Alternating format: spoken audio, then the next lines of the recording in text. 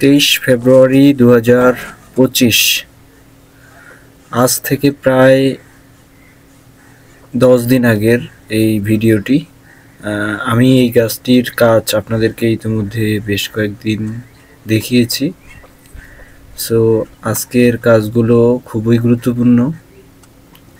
দেখুন, আমি অনেক ব্রাঞ্চ ছিল, ছোট ছোট ব্রাঞ্চ বেরিয়েছে নতুন।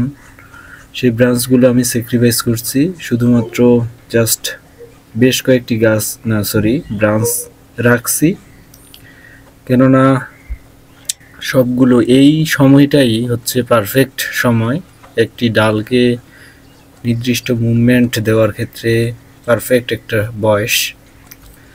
সো এই সময় যদি আমি কিছু ব্রাঞ্চ স্যাক্রিফাইস না করে সবগুলো ব্রাঞ্চ রাখতাম, তো সেটি প্রায় 2-3 মাস পর একটা অগোছালো গাছে পরিণত হতো, এবং কি সেই ব্রাঞ্চগুলোকে ওয়্যার দিয়ে বাঁকানোটাও আমার জন্য খুবই কষ্টসাধ্য হতো, এবং কি গাছটার জন্য অনেক হ্যাম্পার হতো। সো সেজন্যই এই বয়সটাই হচ্ছে পারফেক্ট একটি টাইম। প্রায় কাটিংটি বসানোর 2 মাস হলো। আমি ফেব্রুয়ারিতে এটির কাজ করিয়েছি, আপনাদেরকে দেখিয়েছি যে কিভাবে এটি আমি সংগ্রহ করেছি। সো দেখুন, সব ব্রাঞ্চ আমি রাখিনি। যে ব্রাঞ্চগুলো রাখলে একটি গাছকে ঠিক প্রকৃতিতে প্রাপ্ত গাছের মতো লাগবে, ঠিক সেরকমই একটি লুক দেওয়ার চেষ্টা করছি। আর এটির ট্রাঙ্ক ছিল 2টি। দেখুন, উপরে 2টি ব্রাঞ্চ বেরিয়ে একদম মূল ব্রাঞ্চ, তার উপর দিয়ে আমরা কাজটি করার চেষ্টা করছি।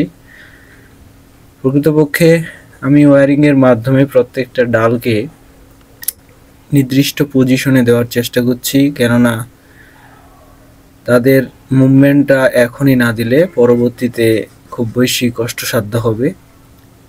তাই এই সময়টাই আমি বেছে নিলাম। আর অশ্বত্থ গাছ একটু বনসাই করা খুবই ডিফিকাল্ট, বিশেষ করে এই জন্যই বলছি কারণ ডাইব্যাক করে আপনার বিনা কারণে।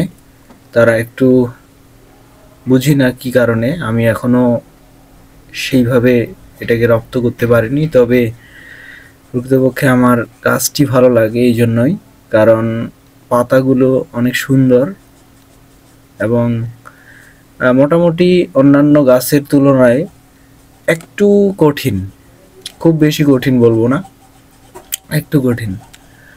সো সেটা বড় কথা নয়, বড় কথা হচ্ছে আমার কাছে গাছটিকে ভালো লাগে, এই জন্যই আমি কাজ করছি। এটি গতকাল অর্থাৎ 4 তারিখের একটি ভিডিও, অর্থাৎ তখন থেকে প্রায় 10 দিন পরের একটি কাজ। দেখুন, এখন পাতাগুলো মোটামুটি অনেক বয়স্ক হয়ে গেছে, এবং ভিতরের যে পাতাগুলো আছে সেই পাতাগুলো আমার রাখার প্রয়োজন নেই, কেননা সেগুলোর বয়স বেড়ে গেছে। আর সেই বয়স্ক পাতা দিয়ে গাছ তত বেশি খাবার খায় না। মোটামুটি সে মধ্যবয়সী যে পাতাগুলো আছে সেগুলো দিয়েই গাছ সবচেয়ে বেশি খাবার খায়।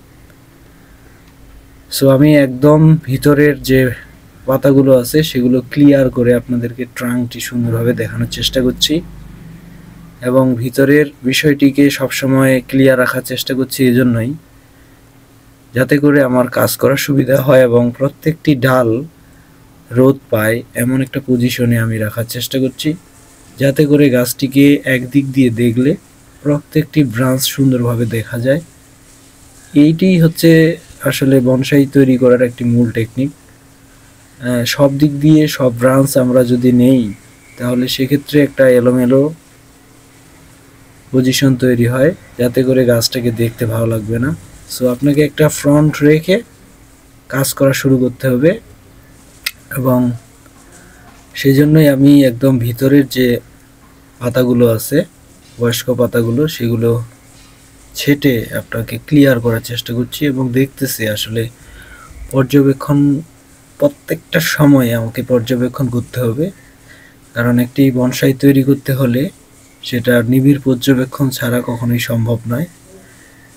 সো দেখুন, মোটামুটি গাছটির একটা ফ্রন্ট তৈরি হয়ে গেছে। আশা করছি গাছটি আপনাদেরও ভালো লাগবে।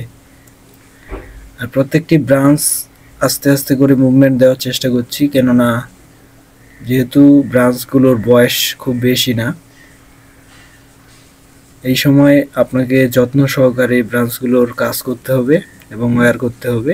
আর আস্তে আস্তে ওয়্যার না করলে দেখুন প্রত্যেকটি ব্রাঞ্চের যে মুভমেন্ট সেটি হয়তো বা একটু হলেই নষ্ট হয়ে যাবে। সো আমি ক্লিয়ার করে প্রত্যেকটি ব্রাঞ্চের কাজ করার চেষ্টা করছি। এটি হচ্ছে এফএক্স এর কাজ করবে, এই ব্রাঞ্চটি, এটি মূল ব্রাঞ্চ হিসেবে আমি রাখছি।